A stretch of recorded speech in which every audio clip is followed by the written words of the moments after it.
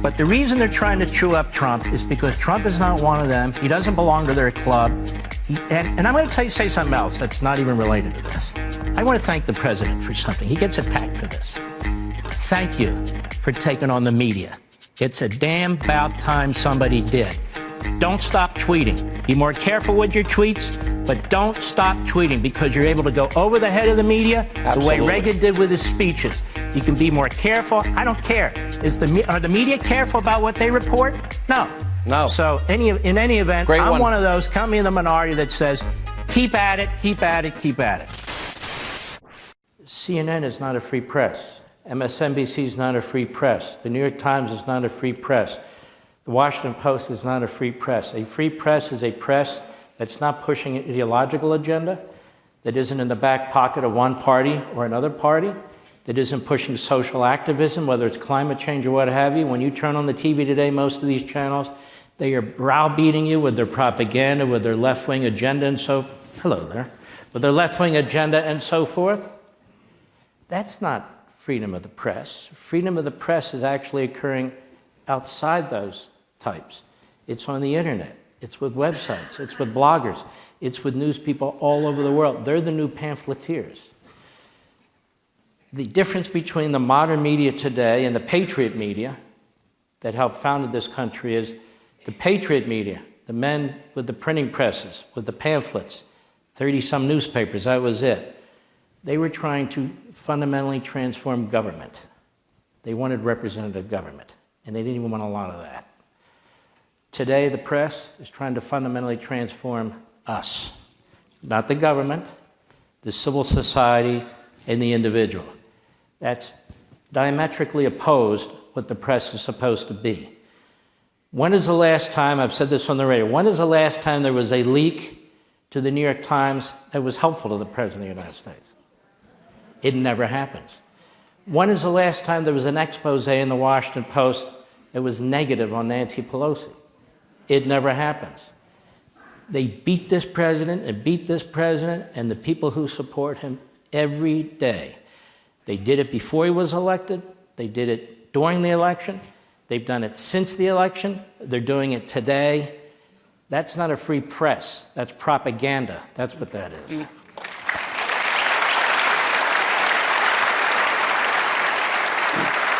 And to answer your question, what this book does, it's not a surface level book. I look at the history of the press. I look at the Constitution and history, and I said, I'm really dug into this issue of the press. Where does it come from? Why is it important? And so forth. We think we know. So I look at that. Then I look at the evidence. It's overwhelming of what goes on in our newsrooms today. There's no diversity in our newsrooms. It's all one way. And then I looked at how the American people think of the press today. 80% of Republicans don't trust it. 80% of Democrats do. Well, why do you think? And then I look at the social activism, like Chuck Todd announcing on Meet the Press, where he says, we're not going to do climate change denying anymore. I said, who the hell is this guy? Is he smart? No. Does he have a particular background in this subject? No. Is he a hack? Yes. Okay.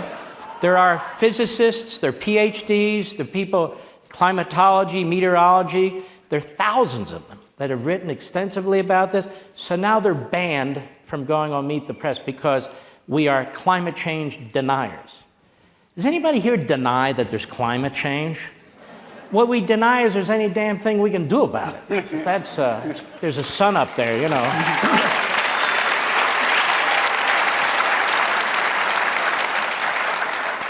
So I think people are looking for answers, and people are looking for arguments. And what's exciting about this book to me and your reaction to it is, what I'm trying to generate here, I remember I was part of the Reagan Revolution, the Tea Party Revolution, the Article 5 Convention of States Revolution.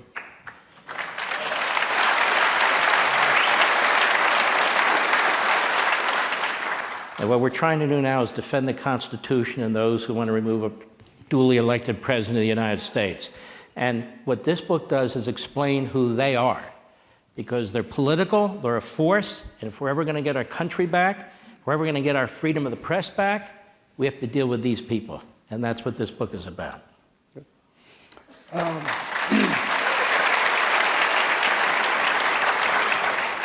I was thinking, Mark, when I read your book, that if President Trump had been given the opportunity to give it its title, he'd call it Fake News. That's be his thing. It's a brilliant title. I wish I thought of it.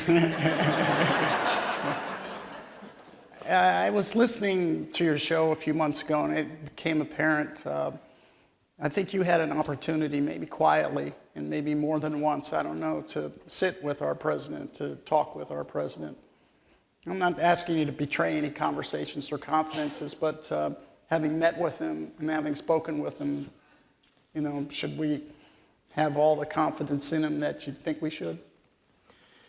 I don't meet with him that often. There's an occasional conversation. And I will tell you, this is a very smart man. He's an enormously charismatic man. He knows what's going on. He knows where he wants to take the country. He's not anything like he's portrayed in the media. He's very deep. And, you know, when you look at him compared to Biden, it's like a joke. So I would tell you this, you know, in the Republican primary, I supported Cruz. And then come the general election, I supported the president, Trump. And I'm glad I did, because a lot of his positions,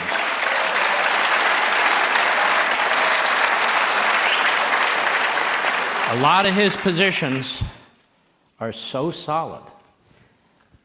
And I don't know that any of those other Republicans on the stage, as I think back, could have withstood what he's withstanding right now. Mm-hmm. And I think we are extremely fortunate that he's there. He stands between us and them. And he and his family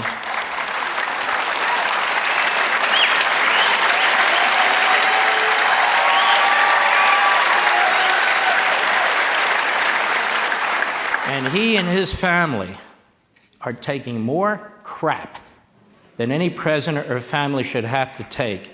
It is outrageous what the left gets away with, what Pelosi and her husband get away with, what these chairmen of these committees get away with. So I have told my family, I will do whatever I have to do, whether it's go on Fox, whether it's behind the radio, whether it's write a book, to defend this republic and this Constitution against the mob that is trying to forcibly remove a duly elected president of the United States.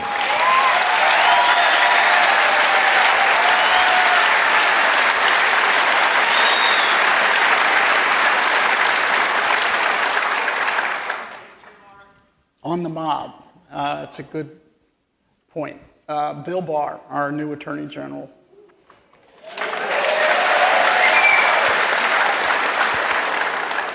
Do you think, Marcus, you were Chief of Staff to Ed Meese when he was Attorney General. You know that place. Do you think that the Attorney General is going to be successful in getting to the bottom of all that went on behind the scenes and all the intelligence agencies and the FBI? What do you think we're going to find the truth of what actually happened? I could not be more proud of Bill Barr.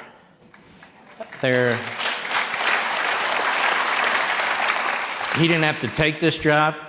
He'd been Attorney General before. He'd been enormously successful, General Counsel and CEO. He could have gone off to the villages like Robert Mueller and been done with a... But he didn't. And he is cool-headed. He's cool as a cucumber, this guy. He knows what he's doing. They're going to hold him in contempt. Is this a joke? I hold them in contempt, by the way.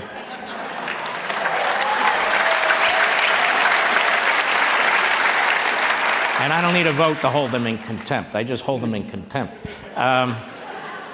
He is a man of the law. He comes out of the Bush administration. He doesn't have any access to grind. But he sees that we have a rogue House of Representatives. He sees that we have rogue committee chairmen, that they have one objective, which is to try and destroy this president and his presidency. You got 6 committees using government-paid-for staff, using tax dollars, that have turned the House of Representatives into an opposition research organization, an appendage to the DNC, That's why they want his taxes and his bank records and his financial. I've never seen anything like this in my life. And he challenges them. He says, I'm not going to give it to you. We'll go to court. He's going to sue them and go to court. And they say that's obstruction of justice. This is like the dumbest House of Representatives ever. Mark Levin's new book is On Freedom of the Press.